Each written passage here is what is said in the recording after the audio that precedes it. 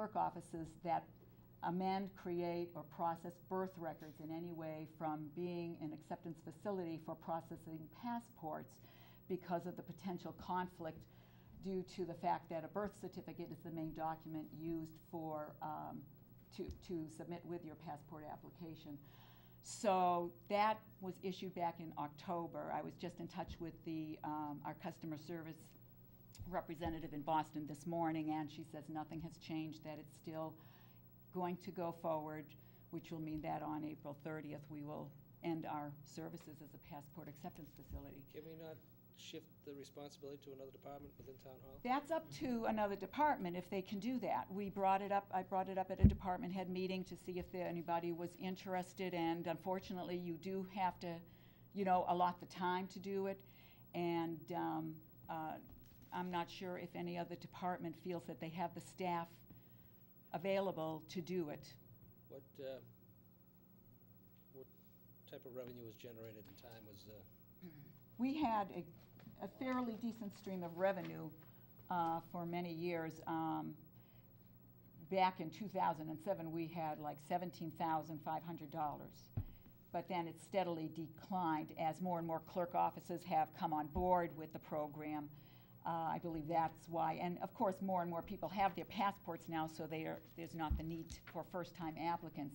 This past year, we had $8,000 in revenue for the passports, and with the pictures, it was about $8,400. And we have the equipment, obviously. Yep. Yeah. Yes, we do. Yeah, I don't know why we To wanna another transfer it. department. So, Yeah. It's a great service. Yeah. It is a Absolutely. great service. Great service. We have gotten so much great feedback from people who are very appreciative of that. So Greg, maybe you have some input as to whether or not we're going to be transferring it. I don't have plans on it. The only community I'm aware of that's doing it is Stoneham. Stoneham is the only municipal clerk's office in the local area that I'm aware of that's going to be able to keep it. Well, what they have to do, one of the other requirements by Passport Services is that you have separate personnel handling it, which is again another reason we can't. We would have to dedicate someone to only do passports, and they wouldn't be able to work on vital records in our office, and we can't do I have a that. different view of the whole thing. I think we should get out of the business altogether, personally. Well, I don't believe we have the resources. That's my opinion. Well, I mean, John? I think, Greg? my rationale opinion. is this, you've kind of added to it, is the fact that there was the big rush after 2011. Yes. And a lot of people that Yeah. did need passports, went out and got them because they couldn't go anywhere. Correct. They used to be able to go with just their driver's license, so that was one. And two is that the feds have sort of centralized the passport organization. Before you could get it, it's like 3 or 4 different departments that issued it. Now it's all under the Department of State, I think. Yes, it is. And it's pretty easy to renew a passport. Renewing is not done through an don't do acceptance it here. facility anyways. It's all done on your own, correct? It's all online. It just, It's pretty simple. I think we should put our resources into other things and, It was a great run while it lasted, and it is a good service. I wouldn't go, if it comes April and the town clerk can't do it anymore, I wouldn't go move it somewhere else. I'd just. I don't necessarily fully agree. It's a No, I small mean, amount of, my position on it, It's a small amount of time and resources that have to be allocated to provide a public service. And It would seem to me that if we were able to stay with it, our revenue would go up because we'd be one of the few towns that have it, it would seem. But if we have to assign one person to it, then that's a big chunk of the cost. That is in my office, that the personnel have to be segregated from the birth record process. They can't have access to the safety paper, the records, or handle it at all. In another department, that conflict would not exist. So a So person we could wouldn't have to hire still- someone just to do that. If it was to stay in my office, yes. Yes, no, I understand that. But but it if wouldn't we- even work. They want a separate entrance to the office, to the position that will handle passports. Right, and we'd accomplish that if we gave it to another department. Correct, correct. Then it's segregated. Yeah. But again, you would have to have a department that does not have access to the town vault, because that's where our birth records are stored. Now, the vault is in the treasurer's wing, you know, and the assessor's office, the treasurer's, the accountant's office are all down that wing. And What they, about where the CPC's office is? that would be segregated. I can't speak to that one, as long as they are not permitted to go in the vault. I don't know how that works, because the gatekeepers to the vault are really the treasurer's office there across from us. Who's ever gonna be doing the mapping can do the picture taking too, I don't know. But anyway, Sean, were you gonna comment, or I we just think gonna it's, move on? yeah, I think we've sort of. Very unfortunate. It's unfortunate, because I think the service is the way, I know, because I just went through it in less than a year through your Mhm. department. Very efficient, had my passport, my family had their passports within 3 weeks. It was so easy just to come here and get it done. The town earned some money off of it. But it just seems logistically, we're not gonna be able to keep it here, unless someone can brainstorm and figure out a way to do it. How is Stoneham doing it? Stoneham has elections personnel and town clerk personnel, and they are assigning 2 elections personnel to handle passports. They will not have any access to the birth records.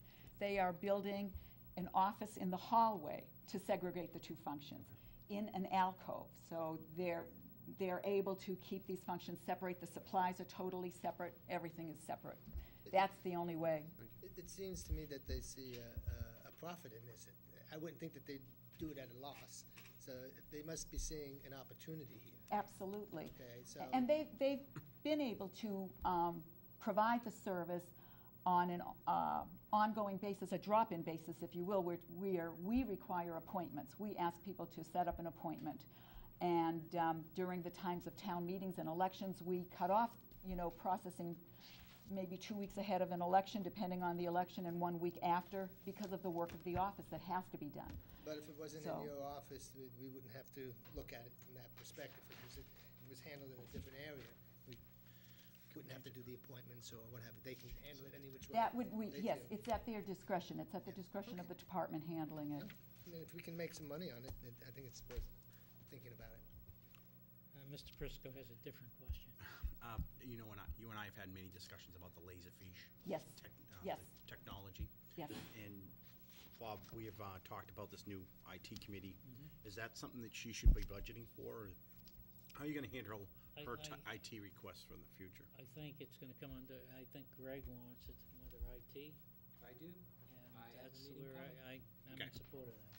absolutely. Because I read through this and I didn't see anything that you had in there to.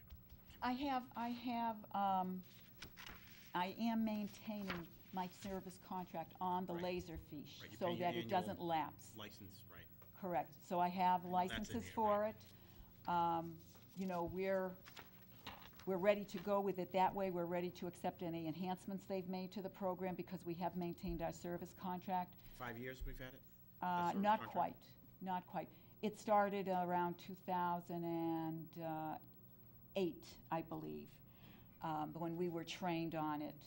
And it's just kind of languished because of the Munis system that took over all of the IT needs, basically, of the town at that time. I just wanted to bring it up and make sure that we don't lose it this year. Absolutely. This is the year. I hope so, Mike. I hope The so. Yeah.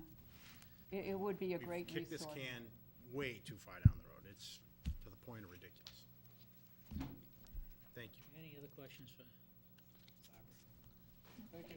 Thanks, gentlemen. See, a large crowd has arrived, must be Parks and Rec. Hope you brought some wine and food. Plenty left over. Tilton, where did it go? Tab 28.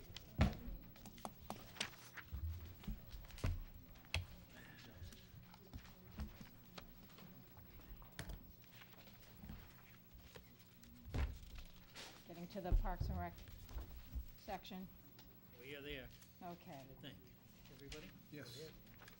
okay. Well, we provided you with a budget for an operating budget of $110,700, which is the same as last year. The only difference this year with our budget is that we're planning on changing our finance method to an enterprise fund, and the reason for that is our inability to spend under the 1% tax levy for fiscal year 11. It's $348,911, and we can bring in $1 million if we want, but we just can't spend more than $348. so it's really a housekeeping measure. The 53.5 that we're in limits us to the levy. The 53D is self-supporting. We're not there. We can't seem to be able to fund that 110.7 without a severe impact to user fees and things that we do now. And the 53F allows us to subsidize with the town with that, and allows capital improvement monies to be put away, and so it definitely is a different avenue to go down, and one that we think that we can work well with underneath. So that's the only difference we have. The, Maureen, the turf field now has been in operation for About a year. Good. almost a year, I guess, or in that vicinity. And it seems to be quite heavily used. Like when I went by tonight, they were playing in the rain. You should have been using youth lacrosse. Are we, from a revenue point of view, is that helping recreation or? Yes and no. I'll let Marty answer that. He has a good feel for that. As part of the memorandum of understanding, the high school has priority for use of the Yeah, I field. understand that, So a lot of what you see out there is the high school sports, which limits the times we're available for us to rent out and get a revenue off it. The youth sports groups do use it. They pay a user fee to us. So it's not above and beyond anything extra. Those groups play on it for that user fee, which I think we're the highest in the state right now. So, We don't One of the things you the have highest to keep in in the mind, you have a Thanksgiving Day football game, and there's a lot of revenue coming in. They don't get to share in any of that revenue. Yeah, no, I'm just, Yeah. you know, I just, there's more activity there. We than- are It is. bidding on I rentals. think, we're gonna do better this summer. I think we're reaching out to other groups to, during that downtime, I think that's the time we'll be able to utilize it when school's out and do well there. And we're reaching out to groups now to get them in there and try and get some more revenue for it. Got a couple of bids out there for certain things during the summer. Did I see some soccer, out-of-town soccer leagues, club Yes. teams? Mass State Soccer League, You got a FICA too, right? Yes. Benfica uses it. Yep, and that's been helpful, but the time is limited, the slots are limited. To work with the leagues, we're squeezing them in as best we can. Well, prior to the, I guess the way I look at it is prior to the turf field, right? Yeah, There was probably no revenue coming in from that field to recreation, correct, right? Or if there was, it had to be very little. correct. So the question is, how much revenue is coming in now that the field is in place? Well, whatever revenue we're getting right now is going towards the continuing finishing and improvements to the No, field. that's fine, Yeah. Yeah. I'm How just much? saying, But you have the We- number. Yeah. Last year, we probably, between last year and this year, about $6,000. that's all. Yeah, I mean, again, we're bidding on things, and, like, for instance, this week, it'll be youth lacrosse all the way through, all the way up till 8 o'clock. Sunday, youth lacrosse, they have games, and then Saturday, we might have an element of some rentals. It was rented last Sunday, 9 to 9, so we did very well on last Sunday, 1 day out of 7. Okay. So we do the best we can with it. So basically, all our youth organizations that are using the fields are not paying rental for the field, they're Yeah, paying that's part of their the user fees. fees, correct, recreation committee. correct, Which hasn't changed, you just moved with it. exactly. But we are outreaching to other organizations to try to bring them in. Yes. Mr. That- Yule? Thank you. Do you plan on putting in the future budgets the revenue that you are earning from the turf field as a separate line item? It is in there. I didn't see that. Right now, Yeah. the revenues that we're planning on for the high school turf for fiscal It's in year there. 12, honestly, we're planning on only bringing in about 8,000. We're being conservative because we're basing it on what we knew. We hope to exceed that, but on our budget, we plan on, it says high school turf under Parkfield rentals. I have $8,000. Okay. So, I mean, So I'm that hoping answers to Bob's attain that. question then, is it- Well, I guess the part that I lost sight of was that on the recreation programs,